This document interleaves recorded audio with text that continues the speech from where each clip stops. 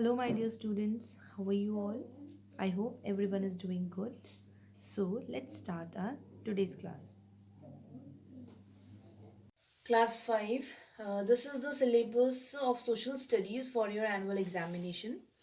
And the syllabus is lesson number 4, that is government and election. Lesson number 5, latitudes and longitudes. Lesson number 7, India and its neighboring countries. Lesson number 8, climate and vegetation of India. And lesson number 9, global environment. And the map work is there, that is physical features of India. Some of the important physical features we will mark in the map of India, and that is the physical map of India. So let's start our today's class. Class 4 today will sorry class 5 today will revise lesson number 4, that is government and elections. Okay, so what is a government? Government is the group of people who officially manage or control a country. Okay, so what are the different forms of government? The different forms of government are democracy, dictatorship, republic, aristocracy, monarchy, and anarchy. So these are the different forms of government. Now, what are they? What is the meaning of these forms of government? First is democracy. It's a form of government in which people rule either directly or through elected representative. Okay, so it is also known as the government of the people, by the people, and for the people, as India, because our India is a democratic country. Okay, in India, what kind of government is there? Democratic government is there. Then comes second, dictatorship. Dictatorship is that form of government where one person or a very small group that holds all the political power. Okay, then comes republic. Now, republic is what? Republic is a form of government where the country is ruled by the representative. Representative means the people chosen by a chosen uh, by the people of by the people of that country. Okay, so this is called republic. Then comes aristocracy. Aristocracy is a form of government where people, in which people power is in the hands of a small ruling class. Is a class, a very who those who have special rights. They are called aristocrats. Then comes monarchy. Monarchy means it's a form of government where the country is ruled by the king or a queen. Either they are ruled by a king, and the king's son become another next king, then his or her son becomes next king, like this it keeps on going. Only the king or a queen country is ruled by a king or a queen. And then last is anarchy. Anarchy is a situation in a country when there is no government, or you can say the government organization or control. That times it is usually because of ineffective government. Once a time is there when there is like government control is not good, not so for some time that there is no government. Okay, then question number 2 is, what are the basic features of a democratic government? Now, democratic government, like I told you, the India has a democratic government. Now, what are the features? What is the feature of a democratic government? How can we identify? How can we means how can we say that it is a democratic government? So first of all, the basic features of a democratic government are, first of all, elected rulers. Like rulers are elected by the people of that country. Second is decision making power. The decision making power means rulers, those who are elected by the people, they take all the decision. Okay. Then comes free and fair election. Like there in democracy is based on free and fair election. Those who are currently in power, they have fair chance of losing also if they are not working properly, they are not doing their duties properly, so there is a chance of losing also. Then comes one vote one value. In a democracy, each adult citizen, they has one vote, they have one vote, and each vote has one value only. Then comes commitment to equality and justice. Means a democratic government that makes sure that justice is achieved. Okay, that this is their responsibility, to make sure that the person is that the citizen is that achieving the justice and all people are treated equally. Then comes third question: why are elections important in a democracy? What are the importance of elections? Now, elections are important in a democracy because due to the following reason. First of all, common people, they get indirect control over the functioning of the government. They cannot get the direct control, but indirectly, the government listen to the common people, and under their control only.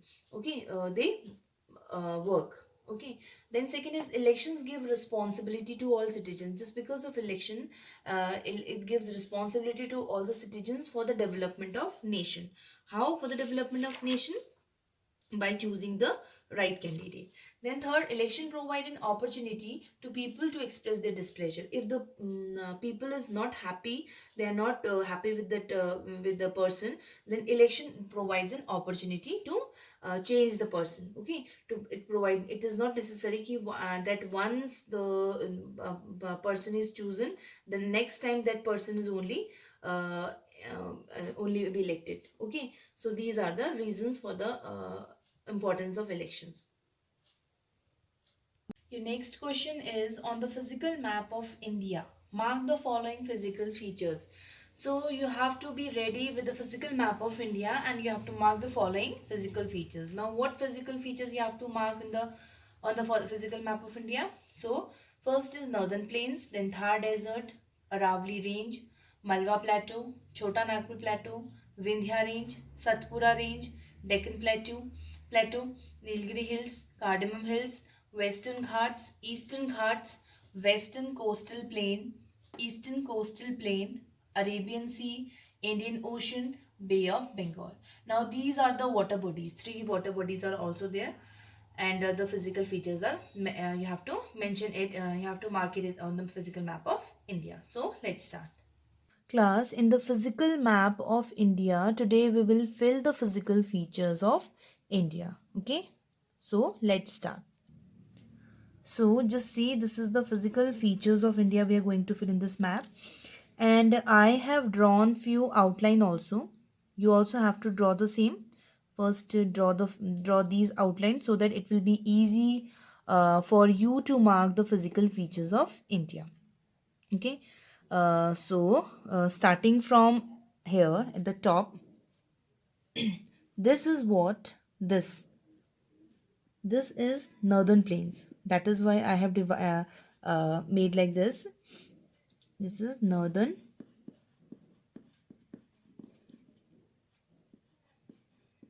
Plains.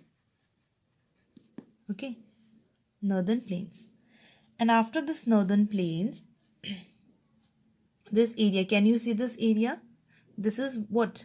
Which place is this? This is Rajasthan. And in Rajasthan, there is what? Thar Desert. Thar Desert. Okay. After this Thar Desert, here, this is what? Aravali Range. Aravali. Aravali Range. Okay. Then after Aravali Range, here in this part, like from here,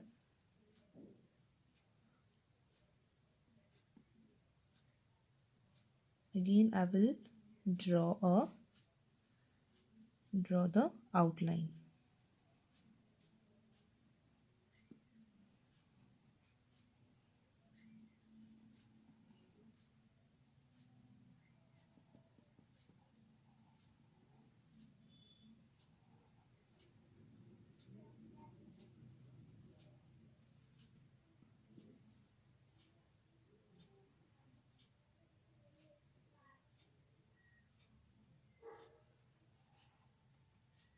So this is the outline that you have to draw.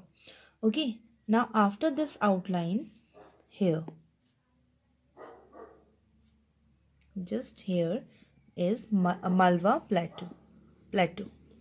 Malwa, Malwa, Plateeaw, Malwa Plateau. And just in front of this Malwa Plateau, there is Chota Nagpur Plateau. CHHOTA, Chota Nagpur, Nagpur, Nagpur Plateau. Got? Now, just below Malwa Plateau, there is Vindhya Range. Now, where is Vindhya Range? Here.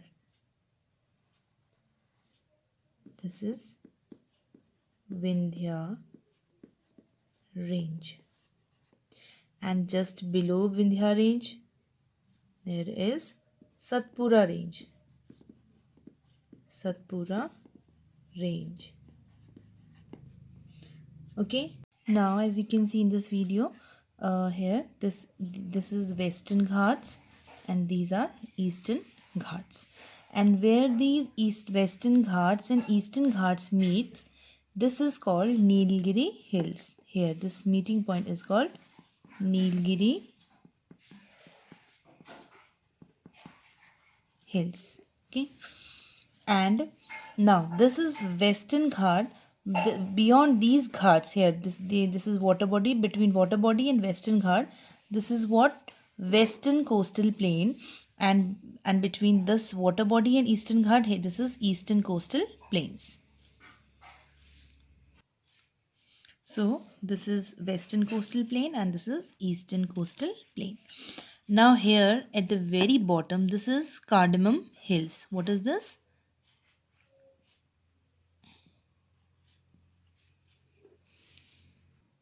This is Cardamom Hills. Okay. Now after this, this part, this triangular shaped part, this is all Deccan Plateau. What is this? Deccan Plateau. All this part is what? Deccan Plateau. Now the water bodies are also there. This is this area, this blue part, this is called Arabian Sea. Here these all blue part, these are water bodies. This is called Bay of Bengal. And at the bottom of the here at the bottom of this map, as you can see, the bottom of India, here this is Indian Ocean. Okay, so this is the map of India in which we have filled physical map of India, in which we have shown the physical features of India. You can see. Now you all have to learn all the physical features. You have to practice it at home and do all the physical features. You have to mark the physical features on the physical map of India. So this much for today. Thank you.